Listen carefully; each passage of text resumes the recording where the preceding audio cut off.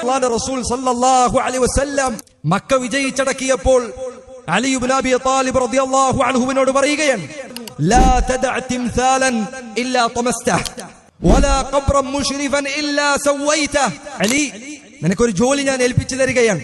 എന്താണ് ജോലി? ഒരു രൂപവും തകർത്തിട്ടല്ലാതെ നീ ബാക്കി വെക്കാൻ പാടില്ല.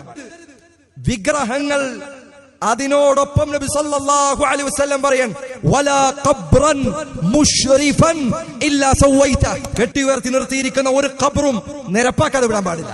ഈ പൊന്നാനി മുതൽ ചാവക്കാട് വരെ ഇസ്ലാമിലെ കൽപ്പന നടപ്പിലാക്കിയാൽ എത്ര ജാറങ്ങൾ, എത്ര മക്ബറകളുണ്ട് ഈ രൂപത്തിൽ കെട്ടി ഉയർത്തപ്പെട്ടത്. എന്റെ സഹോദരങ്ങൾ, ഞാൻ ഈ ഖബറുകൾ നടത്തിക്കൊണ്ടുപോകുന്ന ജാറങ്ങൾക്കും മക്ബറകൾക്കും നേതൃത്വം നൽകുന്നവരോടാണ് ചോദിക്കുന്നത്, നിങ്ങൾ അല്ലാഹുവിൽ വിശ്വസിക്കുന്നില്ലേ?